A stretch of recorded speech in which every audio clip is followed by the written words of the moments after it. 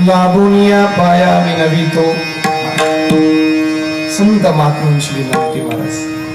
ऐक रे जना तुझ्या स्वहिताच्या खुणा पंढरीचा राणा म्हणा माझे. हो, विनंती करतात संत, विनंती करतात तसं संत प्रतिज्ञा सुद्धा करतात. खरं म्हणजे संतांची प्रतिज्ञा ही परिपूर्ण असते. संत जेव्हा एखादी प्रतिज्ञा करतात ती प्रतिज्ञा अंतकरणामध्ये धारण होण्याच्या आधी तिची परिपूर्ती समोर उभी राहिलेली असते. आम्ही एखादी प्रतिज्ञा करू तर आमच्या प्रतिज्ञेत आणि प्रतिज्ञेच्या परिपूर्तीमध्ये नेहमी अंतर वाढत राहतं. आमच्या प्रतिज्ञा आणि प्रतिज्ञेची परिपूर्ती नेहमी याच्यातलं अंतर वाढत राहतं. संत जेव्हा एखादी प्रतिज्ञा करतात तीच परिपूर्ती ठरते महाराज. देवापेक्षा सुद्धा संतांची प्रतिज्ञा काही पुढची आहे महाराज. देवाला सुद्धा एखादी गोष्ट करण्याकरता तळमळ करावी लागते, साधना करावी लागते, वेगवेगळ्या अंगाने प्रयत्न करावे लागतात. पण संतांना एखादी गोष्ट करण्यासाठी वेगळा प्रयत्न करावा लागत नाही, मुखातून फक्त शब्द काढावा लागतो महाराज. अगदी सरळ सांगायचं झालं तर रामरायाचे भाऊ लक्ष्मण जेव्हा बेशुद्ध पडतात तेव्हा बेशुद्ध पडलेल्या लक्ष्मणाला शुद्धीवर आणण्याकरता हनुमंतरायाला द्रोणागिरी उचलून आणावी लागते, औषध उपचार करावे लागतात आणि मग काही कालाने लक्ष्मणाला शुद्धीवर आणावं लागतं. मात्र ते जर एखाद्या सामान्य बाईचा नवरा मेला आणि ते ज्ञानोबारांच्या लक्षात आलं तर मेले माणूची जितू विटविल वेळ काळात एक ग्रासील गा नुसतं सौभाग्यवती भव म्हटलं की प्रेत उठून उभं राहतं आणि ज्ञानोबारांच्या चरणावर लागते. ही देवाच्या आणि ज्ञानोबारांच्या संकल्पाची परिपूर्तीची ताकद आहे मला लक्षात ठेवा. देवाला सुद्धा जे शक्य नाही ते संतांना शक्य होतं, म्हणून संतांच्या प्रतिज्ञेमध्ये काही ताकद आहे. आणि अजून एक गोष्ट आहे, संतांच्या प्रतिज्ञेमध्ये आत्मविश्वास आहे महाराज. अलीकडे माणसं एक गोष्ट खचून आणि दौडून चालले महाराज. एक दोनचं माणसं गमावून बसले, तो म्हणजे स्वतःचा आत्मविश्वास. कुणालाच आत्मविश्वास राहिला नाही महाराज. स्वतः मी सुद्धा उभा राहिलो तर माझाच मला आत्मविश्वास नाही. प्रासंगिक कीर्तन आहे, वर्षातून एखादा करायचंय, काय व्हायचं आणि काय नाही. आत्मविश्वास माणसं दौडून बसतात महाराज. आणि संत महात्मे आम्हाला आत्मविश्वास देतात महाराज. जर संतांचा आत्मविश्वास बघायचा असेल तर मी अर्ध्याच मिनिटामध्ये ज्ञानोबारायांचं पसायदान फक्त लक्षात आणून देतो. ज्ञानोबाराय जेव्हा 9000 ओव्यांचा वाघ यज्ञ आपल्या श्रीगुरु निवृत्ती दादांच्या चरणावरती समर्पित करतात आणि श्रीगुरूंना सांगतात हा वाघ यज्ञ आपल्या चरणावर समर्पित करतोय, आपण जर या वाघ यज्ञाने संतुष्ट झाला असाल तर मला काही भावना, मला काही मागण्याची इच्छा आहे. आणि ज्ञानोबाराय पसायदान मागतात. ते पसायदान फक्त मी आत्मविश्वास म्हणजे अर्थात संकल्पाची परिपूर्ती लक्षात आणून देतो. आता विश्वात्मके देवे येणे वाग्यज्ञ तोषावे तोषोनी मज द्यावे पसाय दान हे. द्यावे या ओळीतले हे क्रियापद आहे. द्यावे हे क्रियापद आहे. द्यावे हे क्रियापद कोणत्या काळातलं आहे? वर्तमान काळातलं आहे का भूतकाळातलं आहे का भविष्य काळातलं आहे? हो, द्यावे, द्यावे भविष्य काळ आहे. खरं म्हणजे व्याकरण संपतच चाललं महाराज. अलीकडे शिकरणाची सवय झाल्यामुळे व्याकरण आवडतच नाही. द्यावे हे भविष्यवाचक शब्द आहे महाराज. म्हणजे असं व्हावं हे ज्ञानोबारांच्या भावना काय? भविष्यात द्यावे. आता विश्वात्मके देवे येणे वाग्यज्ञ तोषावे तोषोनी मज द्यावे पसाय दान हे. जे खळांची व्यंकटे तया सत्कर्मे रती होता परस्परे पडो भविष्यकाळ जडो लाहो पाहो. बघा तुम्ही सगळ्या ओळ्या भविष्यवाचक आहेत महाराज. सगळ्या ओळ्या भविष्यवाचक आहेत. म्हणजे ज्ञानोबारांची अशी भावना आहे की हे असं भविष्यात व्हावं बस. आता फक्त शेवटची ओळी म्हणा. येथ म्हणे श्री विश्वेश्वरा हो हा होईल दान पसावो येणेवरे ज्ञान देव सुखिया व्हावा. झाला झालं हे क्रियापद वर्तमान वाचक आहे. वर्तमान आत्ता सुखी झाले ज्ञानोबाराय, सुखी झाले ज्ञानोबाराय. पसाय दानाची परिपूर्णता आणि समारोप करताना ज्ञानोबाराय सुखी झाले पसायदान भविष्यासाठी मागितलं आणि आत्मविश्वासाने आणि श्री गुरु निवृत्ती दादांवर असलेल्या एका श्रद्धेने हे पसायदान माझ्या महाराष्ट्रामध्ये आणि विश्वामध्ये परिपूर्ण होणारच आहे या आत्मविश्वासाने आजच सुखी झाले. ही संतांची प्रतिज्ञा असते आणि प्रतिज्ञेप्रमाणे संतांची प्रार्थना सुद्धा एक विशेष असते. संत प्रार्थना करतात. एक आहे प्रार्थना कुणाला करावी असं जर चिंतन केलं तर प्रत्येक क्षणाला जो सांभाळू शकेल त्याला प्रार्थना केली पाहिजे. रोज आपलं भरण पोषण जो करू शकेल त्याला प्रार्थना केली पाहिजे आणि मानवी जीवनामध्ये उच्च स्थिती प्राप्त करू शकेल, करून देऊ शकतील त्याला आपण प्रार्थना केली पाहिजे. प्रत्येक क्षणाला सांभाळणारे या विश्वामध्ये कोण असेल, कोण आम्हाला प्रत्येक क्षणाला सांभाळू शकेल, तर त्याचं नाव परमात्मा आहे. लक्षात ठेवा. फक्त आणि फक्त आपल्याला परमात्माच सांभाळू शकतात. नवे नवे प्रत्येक क्षणाचा साक्षी कोण असेल तर परमात्माचे. गतीर व्रता प्रभू साक्षी निवास शरणम सुहृद सांभाळते साक्षी होतो साक्षी होतो साक्षी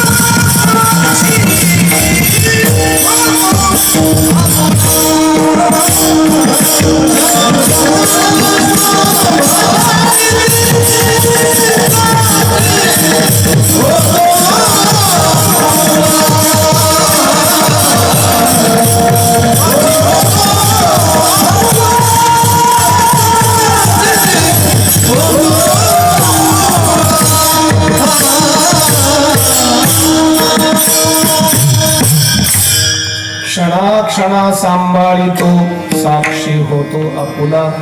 प्रत्येक क्षणाचा परमात्मा साक्षी आहे महाराज. प्रत्येक क्षणाला आपल्याला परमात्मा सांभाळतो.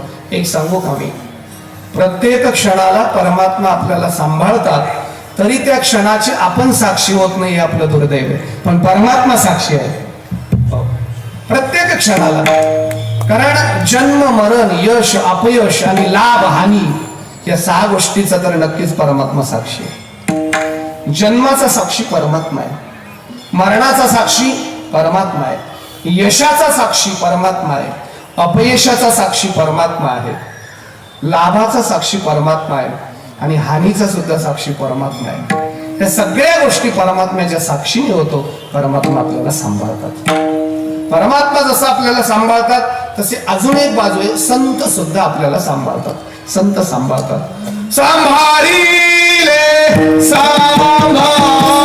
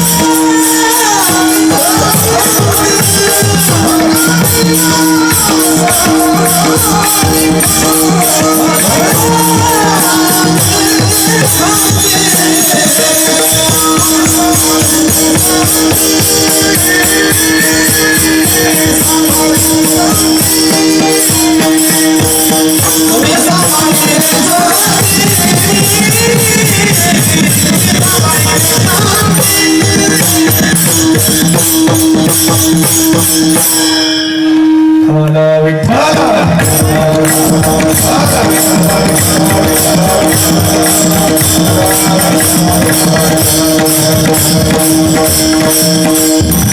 खरं म्हणजे मी कीर्तनाला उभं राहिलो तर मी असं म्हणायला पाहिजे तुम्ही सांभाळले कारण स्वराचा पत्ता नसल्यामुळे सगळं त्यांच्यावरून असतं.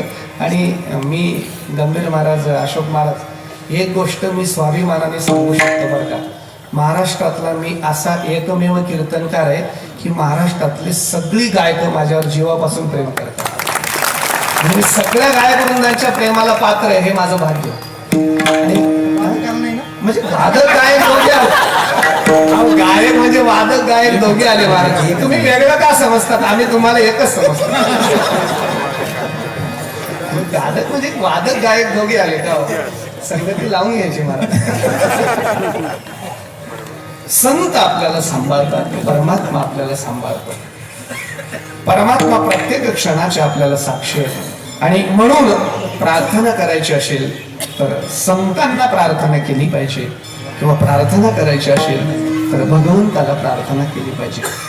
भगवंताचं चिंतन केलं असता वारकरी तत्वाने, वारकरी संप्रदायाने एक परमात्मा तत्व स्वीकारलंय, त्याला विष्णू, त्याला परमात्मा म्हणतात. किंवा त्याला एक आहे, एक गाऊ आम्ही विठोबाचे नाम, एक धरिला चित्ती आम्ही रखुमाईचा पती, नाही का. एक परमात्मा जो खरं म्हणजे जो विटेवरती आहे, विटेवरी ज्याची पावले समान, असा जो परमात्मा आहे त्याची एकविधतेने वारकरी संप्रदायाने उपासना केली, त्याची एकविधतेने वारकरी संप्रदायाने भक्ती केली महाराज. त्याला सोडून नाही का, हो, ज्याचे नाही का कटेवरती हात नाही तो देव सुद्धा आम्हाला मान्य नाही, इतकी प्रखरतेने भक्ती वारकरी संप्रदायाने केली महाराज. पण भविष्यामध्ये समाजामध्ये याची विकृती पसरू नये की वारकरी तत्व हरीला आणि हाराला भेद करणार आहे, फक्त विष्णूला मानणार आहे, आणि भगवान विश्वेश्वराला नाम, भगवान शिवशंकराला न मानणार आहे.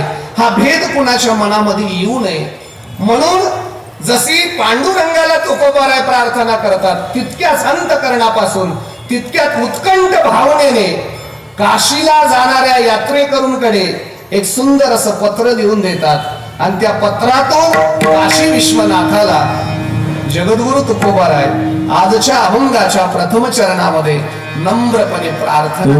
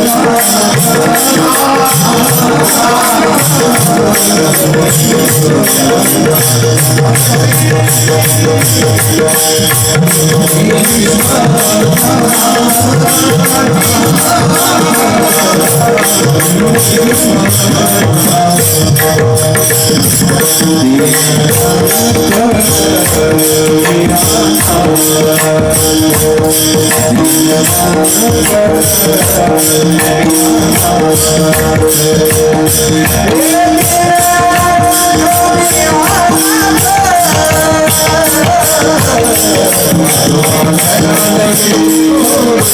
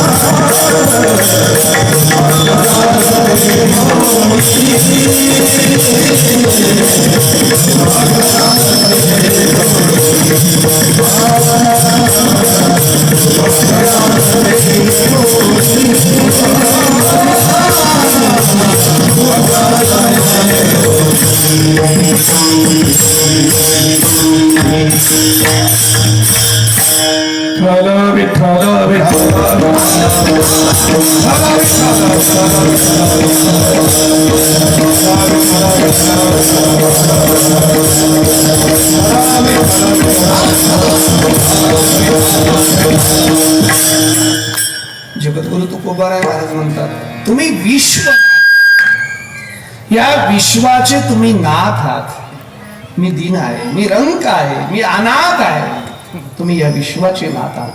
भगवान भोलेनाथांना जगद्गुरु तुकोबाराय विश्वनाथ संबोधतात, विश्वाचं नाथ संबोधन करतात. खरं म्हणजे भगवान शंकर हे विश्वनाथ आहेतच महाराज. कारण जेव्हा पहिले कोठेच नव्हते काही, चंद्र सूर्य तारा नाही, अवघे शून्याचे होते पाही, कानोबा तेरे तेरे ते, शून्य रूपाने शून्याचे नभत्व गिळोनी, गुणत्रया ते नरोणी, शून्य ते महाशून्य, श्रुती वचन संमत. श्रुतीचं वचन आहे की परमात्मा तत्व शून्य आहे. शून्य असलेल्या परमात्मा तत्व जेव्हा निरआयन, निर म्हणजे पाणी, पाण्यामध्ये जे आयन करतं आणि त्या पाण्यामध्ये वास्तव्याला असलेल्या परमतत्वा परमात्म्याच्या जयाची आहे नाभी कमली जन्म चतुरान, त्याच्या नाभी कमलीतून, कमलातून भगवान अर्थात ब्रह्मदेवाचा जन्म झाला. ब्रह्मदेवासोबत डोलू लागले बरं का. ब्रह्मदेवालाच काही सुचत नव्हतं की मी कोण आहे, काय आहे, नेमकं काय केलं पाहिजे. तेव्हा ब्रह्मांडातून एक ध्वनी आली आणि दोन व्यंजन पहिले निर्माण झाले. ते दोन स्वर असे आहेत की जी आपण 12वं वर्ष करतोय आता, ते त आणि प आहे. त प, तप या शब्दात त प, त प असा ध्वनी झाला आणि ब्रह्मदेव तप करू लागले. ब्रह्मदेव हे भगवान विष्णू परमात्म्याचे म्हणजे मूळ तत्व परमात्मा. विष्णू परमात्मा म्हणणं थोडं अवघड पडेल. जे ब्रह्मदेव हे निर्गुण निराकार तत्वाचे, ब्रह्म तत्वाचे नाही का, खरं म्हणजे आयोनी संभव पुत्र आहेत. म्हणजे पुत्र होण्याकरता जेव्हा स्त्री संबंध करावा लागतो किंवा पत्नी भार्या करावी लागते, भार्या विरहित निर्माण केलेला भगवंताचा पुत्र म्हणजे ब्रह्मदेव आहे. ब्रह्मदेवाचं तप पूर्ण झाल्यानंतर, ब्रह्मदेव तप पूर्ण झाल्यानंतर मीच या जगातला विश्वातला पहिला आहे, मीच आहे अशा अहंकाराने येऊ लागले. तेव्हा भगवान विष्णू परमात्मा म्हणतात, अरे तू माझा पुत्र आहेस. दोघांचं मान्य नाही. तेव्हा ब्रह्मदेवाचं आणि भगवान विष्णूंचं घनघोर युद्ध होतं आणि त्या युद्धामध्ये एक प्रचंड प्रकारची ज्वाला निर्माण होते. जी ज्वाला, जे तत्व, जे तमोगुणाला घेऊन बाहेर आलंय ते तत्व म्हणजे शिव तत्व आहे. ते तत्व म्हणजे भगवान शंकर आहेत. लक्षात ठेवा.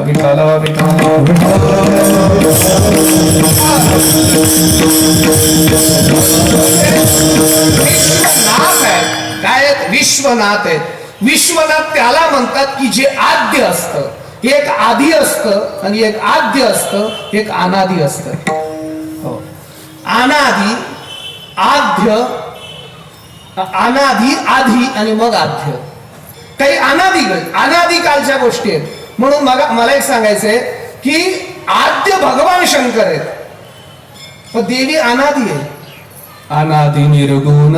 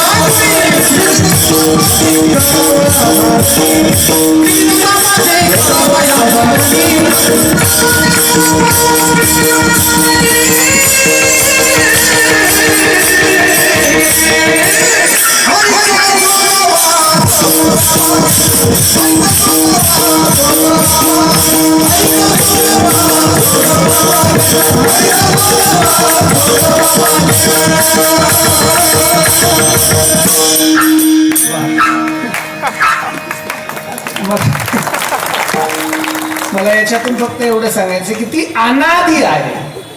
आई भगवती अनादि आहे, आद्यापासून अनादि आहे. पण भगवान शंकर आद्य आहेत महाराज. पुन्हा एक सांगतो, चला मामा सगळे कॅलेंडर काढा, सगळे कॅलेंडर काढा. राम जन्मोत्सव दिसेल, कृष्ण अष्टमी दिसेल, नरसिंह जयंती दिसेल, बरोबर आहे ना? सगळे कॅलेंडर काढा आणि मला शंकर जयंती दाखवून द्या बरं. दाखवा एखाद्या कॅलेंडर मध्ये शंकर जयंती, शंकर जन्मोत्सव दाखवा ना मला. नाही ना, कारण ते आद्य आहे आणि आद्य आहे म्हणून ते विश्वनाथ आहेत. अनेक गोष्टीचे आद्य काय माहितीये का? ज्याचा प्रारंभाचे प्रमुख असतात ना ते आद्य असतात. या विश्वातल्या सगळ्या गोष्टीचे प्रमुख भगवान शंकर आहेत, भगवान शिव आहेत म्हणून ते आद्य आहेत, म्हणून ते आद्य आहेत. अजून आता ऐका, अजून सहज सांगतो. 4 गोष्टीचे तर ते नक्कीच आद्य आहेत. 1, ज्ञानाचे आद्य भगवान शंकर आहेत. तपाचे आद्य भगवान शंकर आहेत. योगाचे आद्य भगवान शंकर आहेत. आणि गाण्याचे म्हणजे गायनाचे आद्य भगवान शंकर आहेत. जर ज्ञान कुठून आलं असेल, ज्ञानाची उत्पत्ती कुठून झाली असेल, ज्ञानाचे आद्य गुरु कोण असतील तर ते भगवान शंकर आहेत. ज्ञानोबारायांना विचारता का तुम्ही? ज्ञानोबारायांना जर विचारलं तर ज्ञानोबाराय म्हणतात, ना आदि गुरु शंकरा लागोनी शिष्य परंपरा, बोधाचा हा संसारा झाला जो आमुते. आमुते बोधाचा जो संसारा झाला त्याचे ना आदि गुरु आद्य गुरु भगवान शंकर आहेत. त्याचे आद्य गुरु भगवान शंकर आहेत महाराज. भगवान शंकर म्हणजे आद्य आहेत आणि भगवान शंकरांपासून ज्ञानाची परंपरा आहे. तोपर्यंत ज्ञान नाही. भगवान शंकराने जर कदाचित ते दिलं नसतं पार्वती मातेला तर ते पुढे आलं नसतं. पार्वती माता एक दिवशी भगवंताला म्हणते पार्वती माता, का हो एकांतामध्ये जातात आणि काहीतरी जप डोळे बंद करून करतात, काय करतात तुम्ही, कशाचा जप करतात? भगवान म्हणतात, मी ब्रह्मतत्वाचा जप करतो, तो तुला सांगण्यासारखा नाही.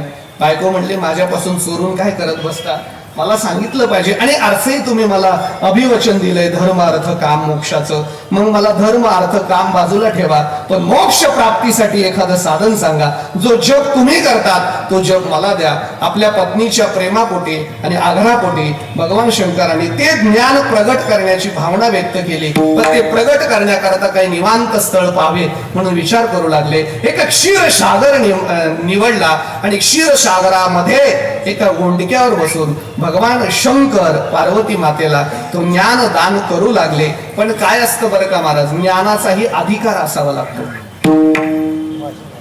अधिकार तैसा दावी नाही, करू उपदेश. हा, अधिकार बघून उपदेश करावा लागतो. कोण आता मला सांगा माहिती का, आदिनाथ म्हणजे आदिनाथ बुवा, तुमच्याकडे जर लहान पोरग आलं तर तुम्हाला सारेगम शिकवावं लागेल ना, बरोबर आहे की नाही? लहान पोरग आलं तर सारेगम शिकवावं लागेल. पण कदाचित माझ्यासारखा एखादा विद्यार्थी आला तर त्याला रूप पाहता बसून द्यावा लागेल तुम्हाला बुक मध्ये. नाही का नाही म्हणजे ज्याचा अधिकार बघून उपदेश करावा लागेल की नाही. अनाधिकाराला उपदेश नाही का. तुमचं सुद्धा तसंच आहे ना महाराज. आधी नुसती म्हणजे चाटच मारावा लागेल वर्ष 6 महिने आणि मग त्याला एखादा बोल द्यावा लागेल काय की नाही. म्हणजे जसा जसा त्याचा अधिकार असेल तसा तसा उपदेश करावा लागेल. आणि बरं कुणालाही सांगता येत नाही बरं का महाराज. पै गौप्यगा परी तया प्रती सावळीची सुखे. ज्ञानोबा काय म्हणतात ते गौप्य आहे, ते गुह्य आहे. फक्त ते सावळण्याकरता सुखाने त्या अधिकाराचा साधक लागतो. कुणाजवळही ते सांगता येत नाही. खरं म्हणजे कदाचित पार्वती मातेचा अधिकार नाही असं नाही, पण ते निमित्त केलं आणि मग पार्वती मातेला तो भगवान शिव शंभोने उपदेश केला. ज्ञानोबा चिंतन करतात 8व्या अध्यायामध्ये. शिरसिंधूच्या परिसरी शक्तीच्या कर्ण कुहरी नेनो कै त्रिपुरारी सांगितले जे जे नेनो कै त्रिपुर. कोणीच नेनत नव्हतं, पण त्रिपुरारी नाम भगवान शंकराने जे सांगितलं ते ज्ञानाचे ते आद्य गुरु आहेत. आदिनाथ गुरु सकळ सेवा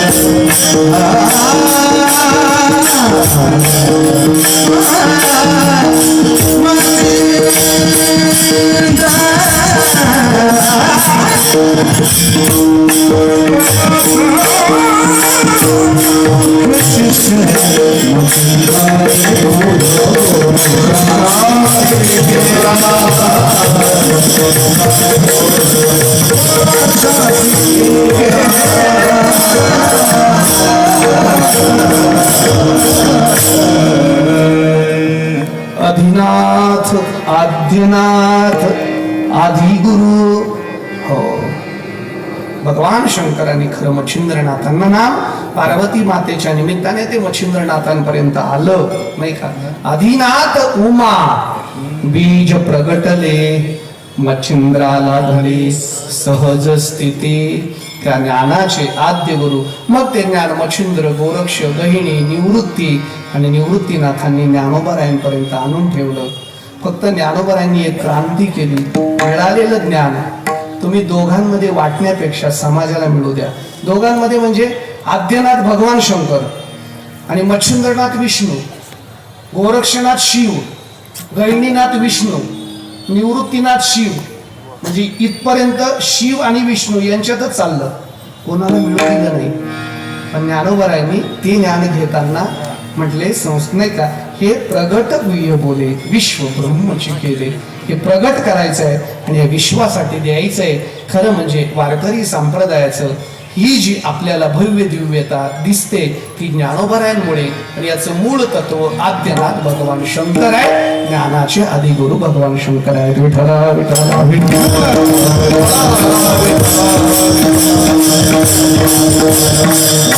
भगवान शंकर जसे ज्ञानाचे आद्यगुरु आहेत ना महाराज, तसे तपाचे पण आद्यगुरु आहेत ना महाराज. तप जर कुणी केलं असेल तर शंकराने तप केले भगवे निशान लाविले नाही का. अखंड तपस्वी अखंड तप करणारे नाही का भगवान शंकर आहेत. भगवंताने तप केलं तर चांगल्यांना ते तप भंग होणं शक्य नव्हतं. मोठ्या मोठ्यांनी प्रयत्न करून भगवंताला तपातून उठवावं लागत होतं. तपस्वी भगवान शंकर आहेत महाराज. जसे भगवान शंकर तपस्वी आहेत ना, तसे भगवान शंकर योगी आहे तो महाराज, पार्वतीचा पती योगीराज. भगवान शंकर योगीराज आहेत, म्हणजे योगाचे राजे आहेत, योग साधनेचे राजे आहेत. आणि राजे जे असतात तेच विश्वनाथ असतात, ज्ञानाचे आद्य असतात तेच विश्वनाथ असतात, तपाचे आद्य असतात तेच विश्वनाथ असतात, म्हणून ते विश्वाचे नाथ आहेत. अजून गाण्याचे सुद्धा ते आद्य आहेत बरं का महाराज. म्हणजे खरी जर भजन सम्राट पदवी लावायची असेल ना तर ती भगवान शंकराला लावली पाहिजे. भजन करे महादेव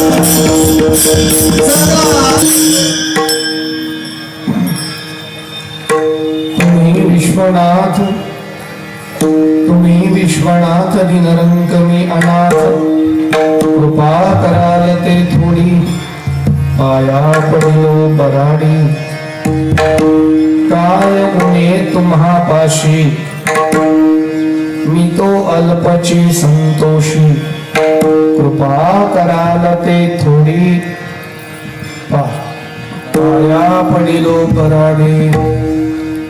तुका म्हणे देवा, तुका म्हणे देवा, काही भातुके पाठवा, कृपा कराल ते थोडी पाया पडिलो बराडी.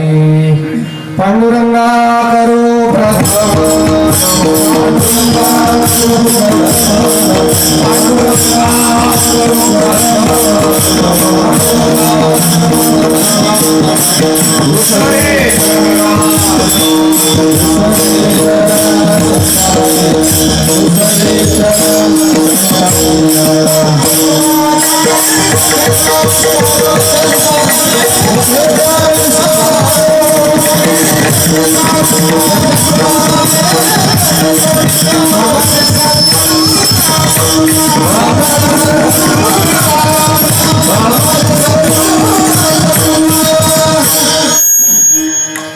पांडुरंगा करो प्रथम नमन, दुसरे चरणा संतांचिया, त्यांच्या कृपादाने कथेचा विस्तारो बाबाजी सद्गुरुदास तुका. यदक्षरम मनाखेय आनंदम वज केवलम, श्रीमन्निवृत्तीनाथेति ख्यातम दैवतमहाश्रेत. तुम्ही विश्वनाथ दिनरंक मी अनाथ, कृपा कराल ते थोडी पाया पडिलो बराडी. वैराग्य परममूर्ती संत श्रेष्ठ जगद्गुरु तुकोबाराय महाराज यांचा अत्यंत महत्वाचा अतिशय प्रासादिक 4 चरणाचा काशी विश्वनाथाला प्रार्थना करणारा हा अभंग आजच्या महाशिवरात्रीच्या पर्वकालावरच्या संकीर्तन सेवेकरिता आपण घेतलेला आहे.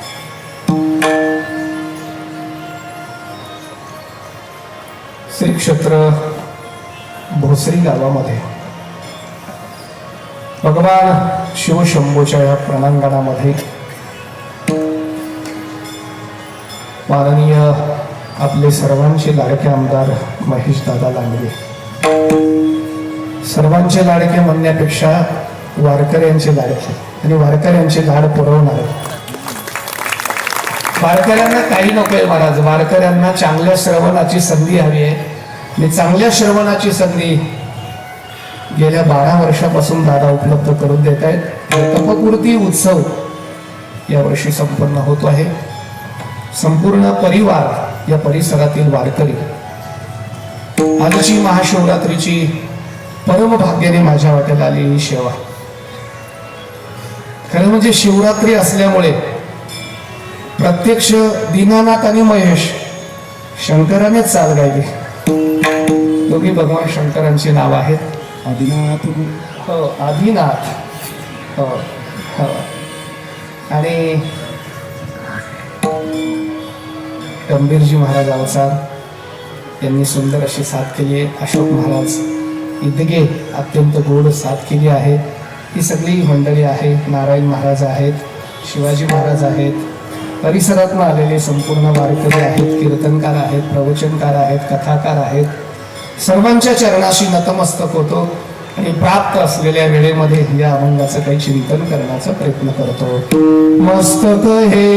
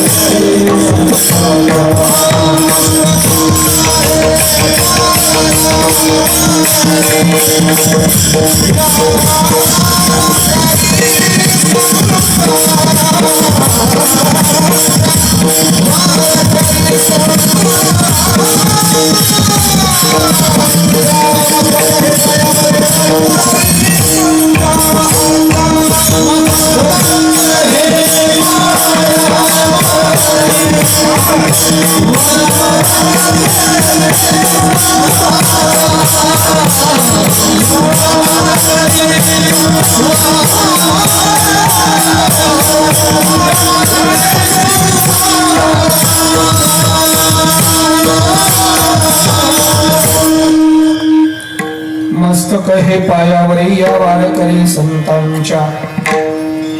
तुम्ही विश्वनाथ दीनरंग मी अनाथ.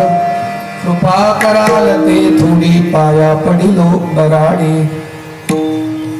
जगद्गुरु तुकोबाराय महाराजांच्या अभंग संहितेमध्ये गाथ्यामध्ये अनेक प्रकाराचे, अनेक विचाराचे, अनेक तत्वाला आणि सिद्ध करणारे अभंग आपल्याला बघायला मिळतात. वेगवेगळे प्रकरण आपल्याला बघायला मिळतात. ज्या ज्या परिस्थितीमध्ये महाराजांच्या अंतकरणामध्ये ज्या भावना स्फुरल्या त्या महाराजांच्या मुखारविंदातून प्रकट झाल्या आणि त्या प्रसाद म्हणून, अभंग म्हणून सिद्ध झाल्या. वेगवेगळे चिंतन करता येईल आपल्याला. कधी एखाद्या धरणे करायला उपदेश करत असतील, कधी छत्रपती शिवरायांना उपदेश करत असतील, स्वतः आपल्या धर्मपत्नीलाच उपदेश करत असतील, कधी संतांचं महत्व सांगत असतील, कधी भगवंताची महती गात असतील, कधी भक्ती सांगत असतील, तर कधी द्वैत अद्वैत सांगत असतील.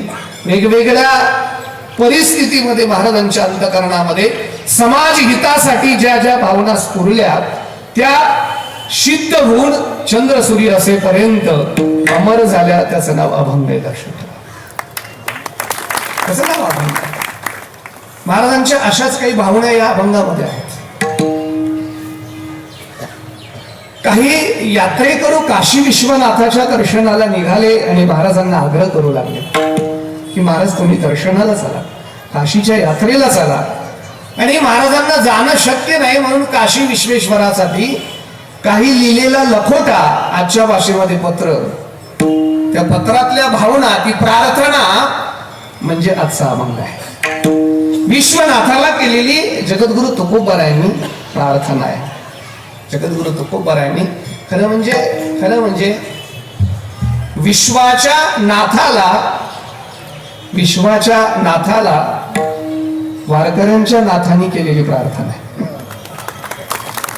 आणि याच्यामधून हरिहराचं अद्वैत तत्व अभेद तत्व महाराजांनी या समाजाला सिद्ध करून दिलं. संत महात्म्यांच्या मुखातून निघालेली प्रार्थना, संत महात्म्यांच्या मुखातून निघालेली विनंती आणि संत महात्म्यांच्या मुखातून झालेली प्रतिज्ञा, या तिन्ही गोष्टी अत्यंत महत्वाच्या. संतांची कधी कधी विनंती आपल्याला बघायला मिळते, संतांची कधी कधी प्रतिज्ञा आपल्याला बघायला मिळते आणि संतांची कधी कधी प्रार्थना आपल्याला बघायला मिळते. संत विनंती करतात, खरं म्हणजे तुम्ही आम्ही विनंती करतो नाही असं नाही, पण तुमची आमची विनंती भौतिक सुखाच्या लालसेनेच आहे. तुम्ही आम्ही देवाला करू द्या नाहीतर जीवाला करू द्या, प्रापंचिक जीवन वृद्धिंगत कसं होईल या भावनेने, या तळमळीने आम्ही हात जोडत असतो. मात्र संत महात्मे जेव्हाही भगवंताला विनंती करतात किंवा जीवाला विनंती करतात, एक हेतू अंतकरणामध्ये असतो. एक, भगवंताला विनंती जीवाकरिताच करतात आणि जीवाला विनंती भगवंताच्या प्राप्ती करताच करतात. मग ही विनंती करत असताना स्वतःच मोठेपण, स्वतःची महानता बाजूला ठेवतात. खरं म्हणजे हे दोन टोक अत्यंत मोठी आहेत. महानतेचं टोक बघितलं तर आकाशा एवढे आहेत आणि लहानतेनं तर टोक बघितलं तर अणुरेणूपेक्षा थोपडे आहेत. म्हणजे बऱ्याचशांना मोठं होता येतं पण लहान होता येत नाही, बऱ्याचशांना लहान राहता येतं पण मोठं होता येत नाही. लहानातला लहान वेगळा, लहानातला मोठा वेगळा, मोठ्यातला लहान वेगळा. लहानातले लहान तुम्ही आम्ही असतो. काही माणसं लहानच असतात पण महानतेचा आव आणतात. आणि जगद्गुरु तुकोबारायांसारखे महात्मे महान असून सुद्धा तुका आकाश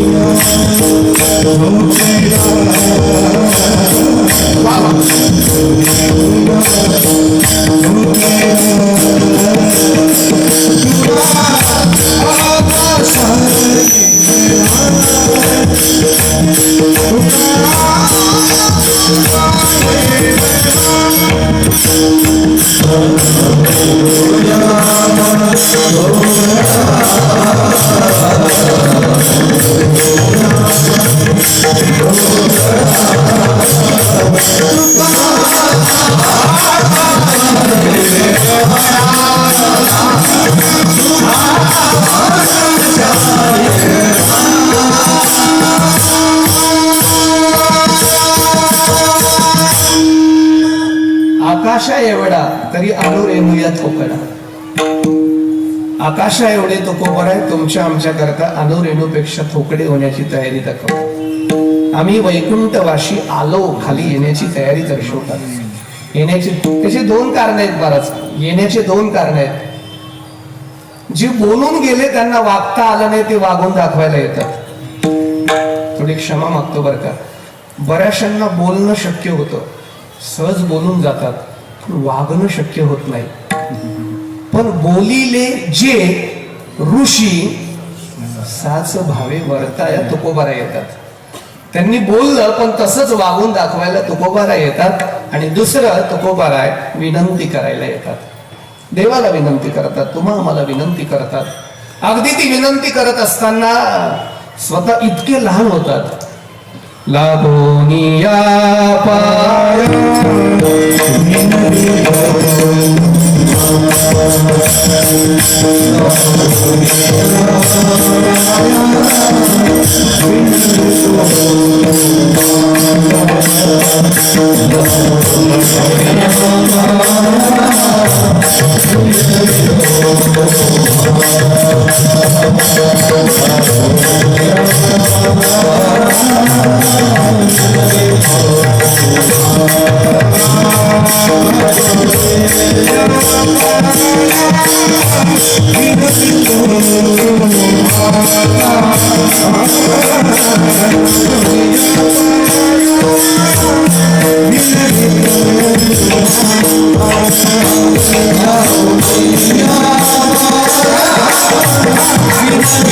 विठ्ठल